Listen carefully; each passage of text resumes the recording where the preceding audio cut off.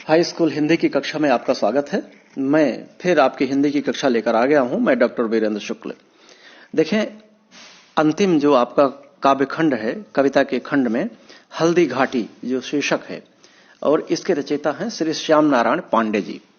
तो श्री श्याम नारायण पांडे जी ने एक बहुत सुंदर खंड काव्य लिखा है जिसका नाम है हल्दी घाटी। आप जानते हैं कि हल्दी घाटी में मुगल सम्राट अकबर और चित्तौड़ के शासक, मेवाड़ के शासक महाराणा प्रताप के बीच युद्ध हुआ था। उस युद्ध का वर्णन इसमें किया गया है। देखें कि श्याम नारायण पांडे जी वीर रस के कवि हैं और उन्होंने कई वीरतापूर्ण खंड काव्य लिखे हैं। बहुत जबरदस्त वीर रस के कवि थे वो। तो ये बहुत सरल खड़ी बोली में आपके लिए ये खंड काव्य लिखा गया है, हल्दी घाटी, जिसका शीर्षक है। देखिए,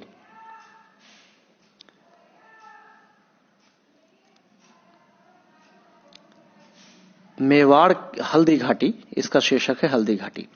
तो मेवाड़ केसरी देख रहा केवल रण का न तमाशा था, वह दौड़ दौड़ करता था रण, वह मान रक्त का प्यासा था। चढ़कर चेतक पर घूम घूम करता सेना रखवाली था, ले महामृत्यु को साथ साथ मानो प्रत्यक्ष कपाली था। एक कविता यहां तक हो गई।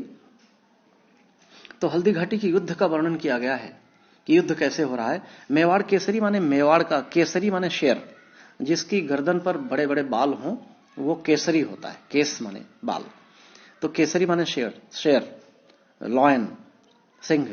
तो मेवाड़ का केसरी मतलब मेवाड़ का राजा राणा प्रताप, जो कि शेर के समान बहादुर थे महाराणा प्रताप। तो मेवाड़ केसरी देख रहा केवल रण का न तमाशा था। मेवाड़ केसरी युद्ध में, महाराणा प्रताप युद्ध में युद्ध कर रहे हैं, वो कोई तमाशा नहीं हो रहा है। वह दौड़ दौड़ करता था रण, वो मान रक्त का प्यासा था। वो दौड़ दौड़ कर युद्ध कर रहे थे, अपने शत्रुओं के सिर को एक झटके में तलवार से काट दिया करते थे। वह मान रक्त का प्यासा था। राजा मान सिंह जो अकबर के सेनापति थे, वह सिर्फ मान सिंह के रक्त का प्यासा था।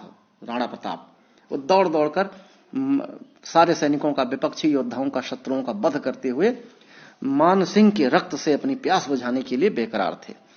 चढ़ चेतक पर घूम घूम, उनके घोड़े का नाम चेतक था।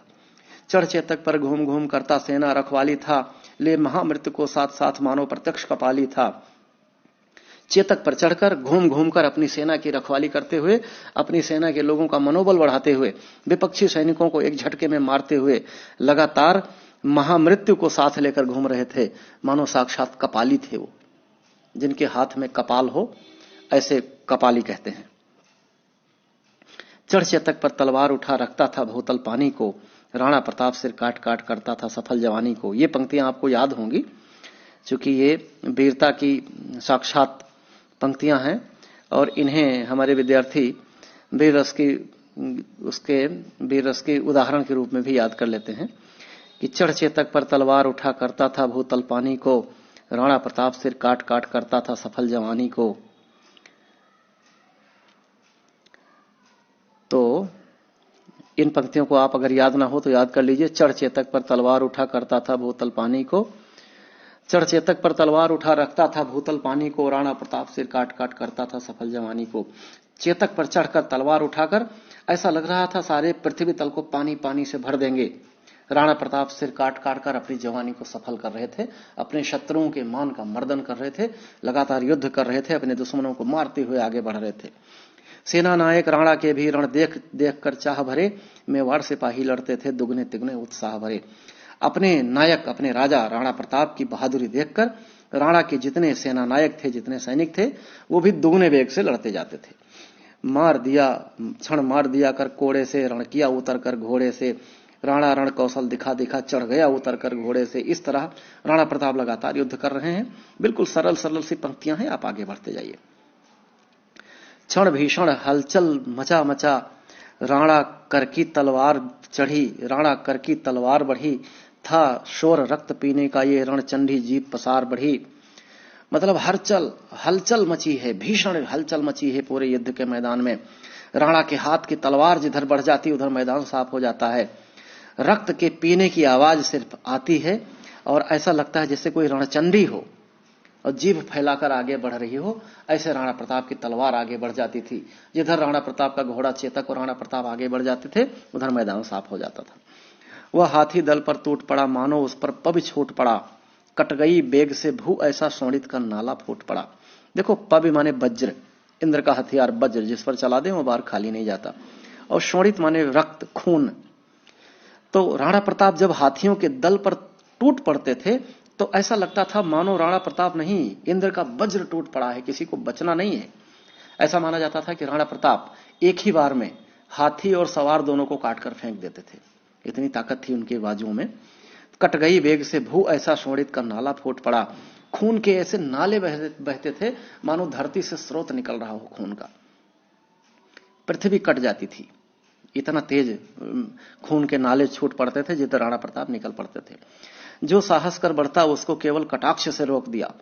जो शत्रु सैनिक हिम्मत करके आगे बढ़ता था वो राणा प्रताप की तिरछी आंखें देखकर रुक जाता था मारे डर के। जो वीर बना नभ बीच फेंक बर्छे पर उसको रोक दिया। जो वीर बहादुर बनकर आगे आता था अपनी बर्छी से उसे काट कर फेंक देते थे। क्षण उछल गया अरि घोड़े पर, क्षण लड़ा सो गया घोड़े पर। बैरी दल से लड़ते लड़ते क्षण खड़ा हो गया घोड़े पर। राणा प्रताप की रण कौशल का वर्णन किया गया है, युद्ध की वीरता राणा प्रताप की कैसी थी इसका वर्णन किया गया है कि एक क्षण में राणा प्रताप जिधर उनकी निगाहें घूम गई शत्रु सैनिक अपने घोड़े से उछल पड़ा, मतलब शत्रु के सैनिकों को एक झटके में काटकर फेंक दिया करते थे वो। क्षण लड़ा सो गया घोड़े पर, जो लड़ा वो घोड़े पर ही गिर गया, सो गया ऐसा लगता था। और राणा प्रताप अपने शत्रुओं से लड़ते लड़ते घोड़े पर खड़े भी हो जाया करते थे। क्षण भर में गिरते रुंडों से, मदमस्त गजों के सुंडों से, घोड़े के बिकल बितुंडों से पट गई भूमि नरमुंडों से। रुंड का मतलब धड़, जिसमें व्यक्ति का सिर कट गया हो और सिर के नीचे का धड़ धड़ बचा हो। तो हर क्षण में एक धड़ वो काट के गिरा देते थे। मदमस्त गजों के सुंडों से, घोड़े के बिकल बितुंडों से पट गई भूमि नरमुंडों से। कहीं हाथी कटे पड़े हैं, कहीं घोड़े कटे पड़े हैं, कहीं सिर नरमुंड लोगों के सिर कटे पड़े हैं। इस तरह धरती राणा प्रताप ने अपनी तलवार से काट काट कर पूरी हल्दी घाटी के क्षेत्र को पाट दिया है। ऐसा रण राणा करता था, आखिरी पंक्तियां हैं। ऐसा रण राणा करता था पर उसको था संतोष नहीं, क्षण क्षण आगे बढ़ता था वह पर कम होता रोष नहीं। रोष माने क्रोध। राणा प्रताप का क्रोध लगातार बढ़ता जाता था। वह ऐसा रण राणा करता था, इतनी भयंकर मारकाट राणा प्रताप ने मचा दी, लेकिन उन्हें संतोष नहीं था। हर क्षण आगे बढ़ते हुए वो क्रोध से भरे होते थे। कहता था लड़ता मान कहां, मैं करनू रक्त स्नान कहां, जिस पर तय विजय हमारी है वह मुगलों का अभिमान कहां। मान मतलब मान सिंह, जो अकबर के सेनापति थे तो राजपूत राजा, और राणा प्रताप भी राजपूत राजा थे, लेकिन मान सिंह अकबर की तरफ से लड़ते थे। तो मान सिंह के रक्त के प्यासे थे राणा प्रताप, और मान सिंह छिपे हुए थे क्योंकि सामने आते तो मारे जाते। तो राणा प्रताप लगातार कहते थे कि वो मान सिंह कहां है, मैं उसके खून से आज स्नान करूंगा और उसके मरने पर ही हमारी विजय होगी। मुगलों को जिस पर अभिमान है वो मान सिंह कहां है। इस तरह राणा प्रताप कहते हुए शत्रुओं को बिल्कुल फसल की तरह काटते हुए, बिछाते हुए हल्दी घाटी के मैदान में आगे बढ़ते जाते थे। तो आप काव्य सौंदर्य कैसे लिखेंगे? पॉइंट नंबर 1, राणा प्रताप की अद्भुत बहादुरी का वर्णन किया गया है, राणा प्रताप के अद्भुत रण कौशल का वर्णन किया गया है। नंबर 2, रस, वीर रस, छंद, मुक्त छंद और अलंकार। इसमें अनुप्रास, उपमा, रूपक, 3 मुख्य रूप से अलंकार दिखाई पड़ते हैं। भाषा खड़ी बोली और गुण ओज गुण है, इसमें शुद्ध ओज गुण है। तो इस तरह आपका काव्यखंड पूरा हो गया। जितनी महत्वपूर्ण कविताएं थीं वो मैं आपके सम्मुख लेकर आया और मैंने उसकी व्याख्या करने की कोशिश की है।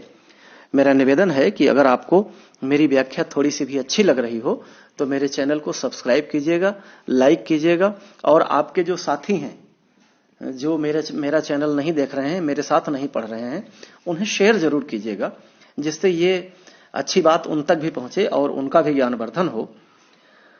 और मैं वीडियो बड़ी मेहनत से आपके सम्मुख लाता हूं, इसलिए मेरा निवेदन है कि सब्सक्राइब और शेयर जरूर कीजिएगा। और अब मैं गद्यांश लेकर आपके सम्मुख आऊंगा और बहुत जल्दी आपका कोर्स पूरा कर दूंगा। मुझे पता है आप लोग चिंतित हैं, मेरे हाई स्कूल के प्रिय विद्यार्थियों, आप बिल्कुल चिंतित मत हो। बहुत जल्दी आगामी 10 दिन के अंदर मैं आपका पूरा कोर्स बढ़िया कर दूंगा और आप एक एक बार दोहराते जाएं। अगर बात समझ में एक बार में नहीं आ रही है तो वीडियो को 1 से ज्यादा बार देख लें, कोई दिक्कत नहीं है, क्योंकि ये YouTube पर पड़ा हुआ है और डॉक्टर वीरेंद्र शुक्ला सर्च करके मेरे वीडियो को पाया जा सकता है। आप डॉक्टर वीरेंद्र शुक्ला सर्च करें, वीडियो आपके सामने आएंगे, आप वीडियो चला लीजिए, फिर आप जहां सब्सक्राइब लिखा है वहां पर टच कीजिए, फिर आपको ऊपर प्लेलिस्ट दिखाई देगी, आप प्लेलिस्ट टच कर लीजिए और प्लेलिस्ट में कक्षा 11, कक्षा 10, कक्षा 12 और कंपटीशन के तमाम वीडियो पड़े हुए हैं। तो आप हाई स्कूल के लोग कक्षा 10 के वीडियो को देखिए, अध्यायवार देख लीजिए। और मैं जल्दी ही गद्यांश लेकर आ रहा हूं, बहुत जल्दी 10 दिन के अंदर आपका सारा कोर्स करा दूंगा। उसके बाद आप लगातार तैयारी कीजिएगा, फिर कुछ दिन बाद मैं मॉडल पेपर लेकर आपके सामने आऊंगा। इस तरह आप लगातार पढ़ते रहिए। शेष अगली कक्षा में। जय हिंदी।